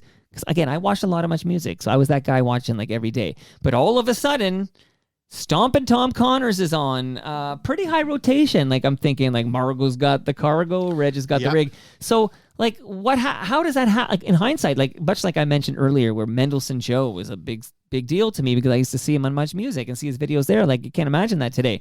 But same thing is like the fact that there's Stompin' Tom and Margot's got the cargo. Kind of amazing that you could see that so often on Much Music. I think that certainly something that both John and Denise embraced was honoring our Canadian artists always, and especially historic Canadian artists. If they were making a video, we wanted to embrace them, and I think it's something that continued. And that's part of the reason why Much More Music was created, because there wasn't a place for Jan Arden and Mark Jordan and artists like or that, Leonard Cohen that could get played. Right. And so that's what Much More Music was going to be created for. And so, but back then, Stompin' Tom made a very fun video. Certainly, retail embraced Stompin' Tom. I remember the big Stompin' Tom sign by Sam the Record Man. There was just so much hype about it, and it made us embrace some of his older stuff. Like we had all these old footage from him performing at the Horseshoe. Yeah, the TTC Skedaddler, gonna rock to my big red Rambler. Like there was all of these great, Bud the Spud, Sudbury Saturday Night, all this. Yeah, he had a moment there when it was like all of a sudden it was like Stompin' Tom was cool. No, it was, and he was great. And then he came in, he brought his plank of wood, and he performed on Much Music. So I mean, we were all in awe getting our pictures taken. At that point, it wasn't smartphones; it was like people had to bring their cameras in. Right. Well, John Gallagher always had one there because he's got photos of everybody. Yes, he does. Pre-smartphones. Yeah, exactly. So another just artist that were interestingly like rediscovered sort of is Tom Jones, and I can't remember the name of the song except I can kind of see the video in my head. He's on like this truck, and it's like, but there was a new Tom Jones song that got lot of video play. He did the cover, and I'm trying to think. I think there were two, but he did the cover of Kiss by Prince. Yeah, that one too. Yeah, that one too. And then there's another one after. But interesting to bring him up only because What's New Pussycat, of course, is a Burt Bacharach song. Shout out to Burt again. Yes, absolutely. Yeah, Tom Jones there were a lot of artists like that, and then certainly it was weird, Cher with Believe, but it became a worldwide smash. That went to number one. Yeah. So, but there was maybe a lot less ageism that eventually happened going on because a good song was a good song and it was a hit. So I think that's what we always felt. Well, we like this. It's interesting. It's interesting visuals like Stompin' Tom. it only worked when you had a VJ that could contextualize it. And that was the beauty of it, because you could play Stompin' Tom beside Mitsu, but you had to contextualize it, you know, because like, why are we playing Mitsu? Well, I mean, we're not going to say that it's because we have to play French music, but you know what? This is a great little pop song. And look at her. She's huge in Quebec. That's right. That's right. And she's selling records. So, and the same thing with Stompin' Tom. This guy's an icon. And so you'd have VJs talk about the icon and what he'd done and how big he was and all of those things. But you just can't throw a Stompin' Tom video on without any context, or people are going to go, what the hell is this? Another great example, okay? I learned about Tammy frickin' Wynette because of the KLF. Yep. Okay. Like that's like 3 a.m. Eternal, yeah. Yeah, well, it was Justified in Ancient was the Justified in was Ancient, the that's right. Yeah, with, that's the with other Tammy, one, yeah. but I mean, I didn't listen to country music. I didn't know the only country, and I was Willie Nelson and Johnny Cash and Kenny Rogers. Anyways, it's sort of like your gateway. And Dusty Springfield's another one with the Pet Shop Boys. Yes, yeah. Kind of a gateway. So kind of neat when you guys would play the older artists. I mean, and that's something that, again, and it was all about creating context for what it is, who it was, you know. I mean, and you know, even something like you played Naked Eyes, or you know, right. I mean, that's something that could have been contextualized. Yep. You know, this as a techno band from the early '80s, but did you know? And that's the kind of thing that was always great about being live, and I really embraced it when I was on my show. I love to do the little facts and do the behind the scenes research. And I loved it. I loved it when you would do it too. Yeah. That's, you know, how else is it, especially pre-internet, how the hell were we supposed to learn? That's right. Now you're watching a movie and you spend, what else was he in? You know, it's like you miss the movie because you're just Googling everything. Well, now we're in a land where, Burt Bacharach died, and next thing you know, you're literally walking through every song he ever wrote, and it's like that. We didn't have that in the 80s, which is just pretty cool. You had to go to this thing called the library, Craig. I'll teach you about it. Oh, yeah. No, I know the library. I'm an old guy. I know. The Dewey Decimal System. I know everything. Yeah. Where's the microfiche? I need to find this old Toronto Star article. All right, you've been amazing. I actually have a song I want to play and talk about before we find out what you're up to these days. But Big Shiny Tunes. I was at least the earlier editions, I was a big fan, because when David Kine sent me the box, I realized, I didn't know it went up to like 10, 11, 12. They lost me by then. But I really love those early Big Shiny Tunes, and I just need to know, because you were the music supervisor of Big Shiny Tunes and the Much Dance compilations, and those things sold millions of units. Like, how did you decide what would make it? Like, did it depend? Because a lot of interesting Canadian acts were like missing in action, like the Tragically Hip and others. And I'm just curious how you determine what got onto a Big Shiny Tunes. Well, I mean, I don't know how many other people may have mentioned this, but ultimately, the major labels in Canada used to take turns releasing it. And so each of those labels would focus on putting their artists onto Big Shiny Tunes. Nice. They would share because they were swapping back and forth. But ultimately, if it came down to, do we add this Universal act or do we add this Warner act, Universal would say we're adding the Universal act. So that's where, you know, maybe with the Tragically Hip, it might have been Warner's year. And so... Well, they never appeared. Like, there was never a hit. Yeah. Like, just seemed there's some acts you'd be like, it's interesting that you never get this act in a Big Shiny Tune. So I always assumed, as I got older and wiser, that it was something to do with the label not playing ball with this. It was sort of, it was that. I mean, for us, we really wanted to play. We were more insistent on the independence and making sure that there was a fair share of Canadian artists on there. So that's where, you know, Alexis on Fire would end up on the compilation or something like that. So that's what our contribution was. It was sort of like, but the record companies were the one that were clearing all the songs, dealing with the, you know, just making sure that, you know, that they would be embraced. But I mean, they would come in with their priorities. Okay, Red Hot Chili Peppers have agreed to this and whatever. So it was negotiated with management and the points that they would get off the record. And so, but for us, it was like we had to, you know, I would make contributions from the independent side, like I said, Alexis on Fire, and then I'd have to sign off on it. I'd have to say, I don't like that. I don't think that should be there. And I really want this to be on there. Like one year it was, you know, I mean, we had Billy Talent but I really wanted the Killers on that year. So I think Billy Talent was Warner, and then the Killers, somebody told me, I think had come out, and we'd really embraced it early. That I really thought that it was important from a Much Music perspective that it be on there.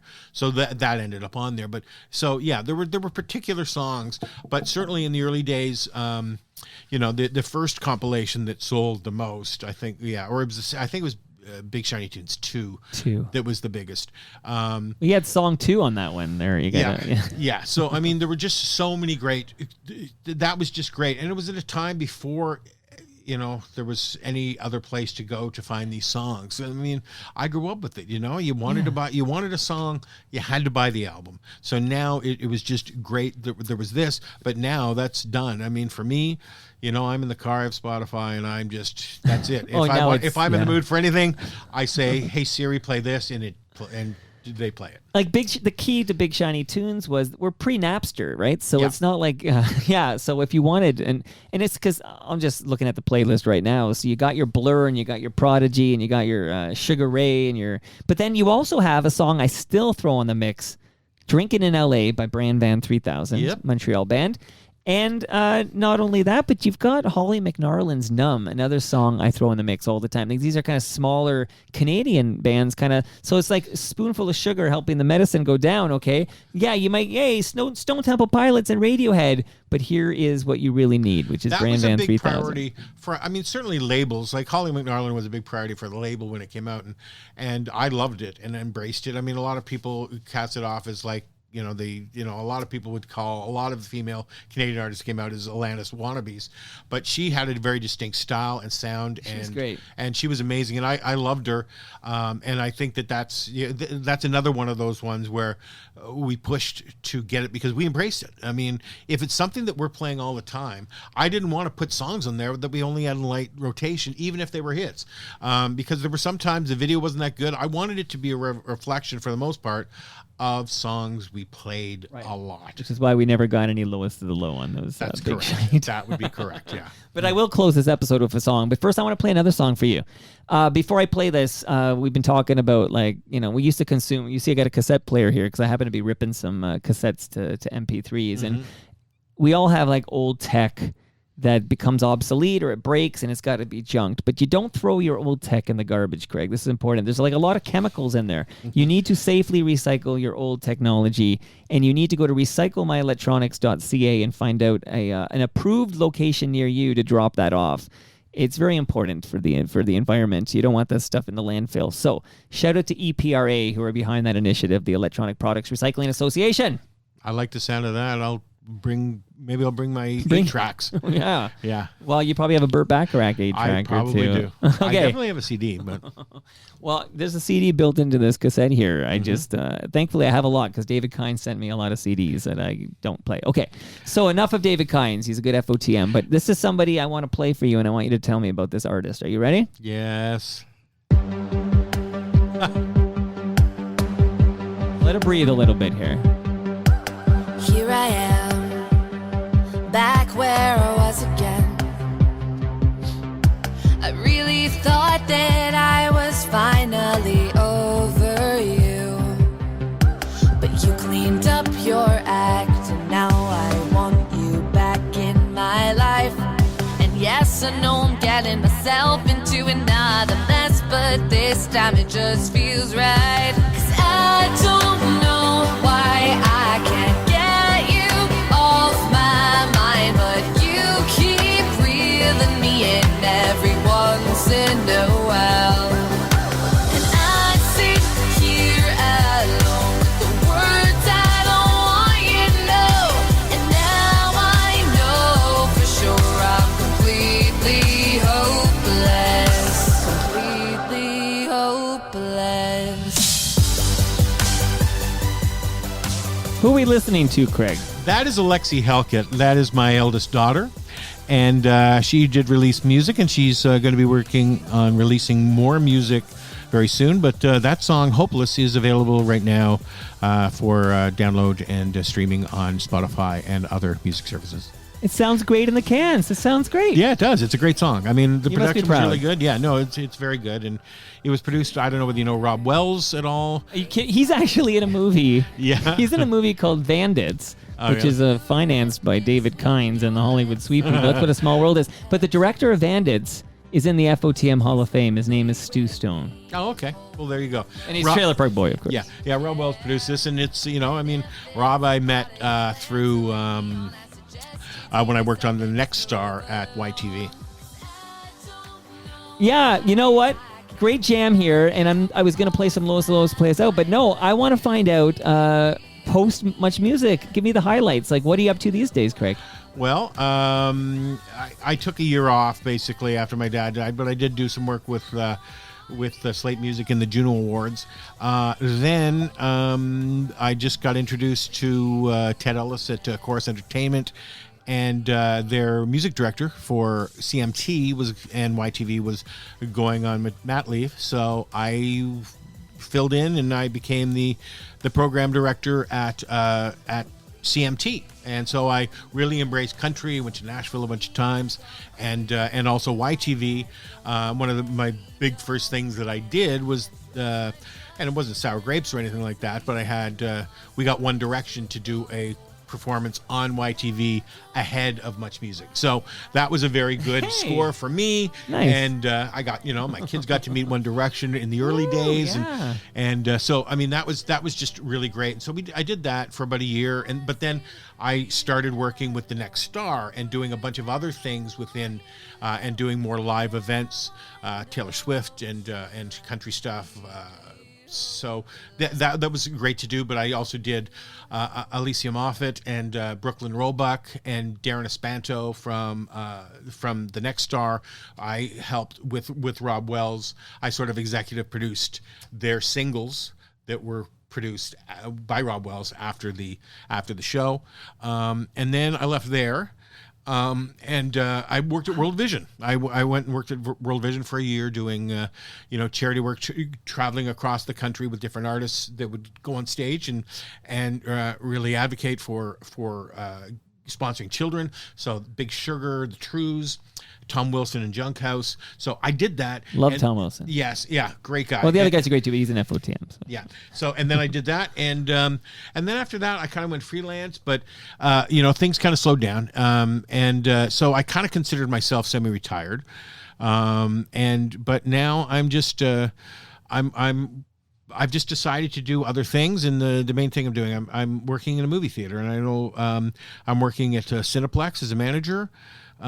Just embracing people and talking to people every day, and cool, and regaling the 18-year-old, 19-year-old staff with my stories of debauchery and stupidity and fun. I would work at the movie theater if you were my boss. Like get the good stories that you wouldn't put on the recording here. Yep. Okay, it sounds like you're doing well. Amazing. We look forward to new music from your daughter, Alexi, right? Yep, Alexi Halket. Alexi Halket, and she sounded great in that jam. So yep, I'm glad you liked it. Yeah, it's all good. And this was great, man. I really appreciate you coming over here. You mentioned it's a small world and everything's connected, but that we're YTV. Do you know who's broadcasting out of that YTV building right now in Liberty Village? Right, no, that's is that the Zoomerplex? That's the Zoomerplex. Yes, yeah, it is there. Yeah, that's where where Moses is hanging out. Moses is there. Yeah, I haven't seen Moses for a few years, but did you have a decent relationship with Moses? Excellent relationship. I think he respected me because I wouldn't just say yes to him. I would make a valid argument for something that I disagreed with, and I think he respected that. So yeah, that was our relationship. We had a good relationship. Good to hear it. Were you friendly with Joel Goldberg? Yes. Joel and I worked on Electric Circus and for years, and haven't seen him for a while, but he was always a great guy, yeah. He's a sweetheart. Yeah. He's the one who promised me he would deliver fellow Clevelander Michael Williams, and he has yet to deliver. So, I'm going to text him later, but that was awesome. Craig F. Halket. Don't forget the F. I'm going to re-add the F tonight. All right. And that brings us to the end of our 1,201st show. You can follow me on Twitter. I'm at Toronto Mike. Remind me of the handles on social media where we can follow you, Craig. Well, in Facebook, it's just Craig Halket right now, and I'm at Craig Halket. One word. Find Craig there. Okay, our friends at Great Lakes Brewery are at Great Lakes Beer. Palma Pasta's at Palma Pasta. Recycle My Electronics are at EPRA_Canada. Ridley Funeral Home are at Ridley FH, and Canna Cabana are at Canna Cabana_. See you all next week.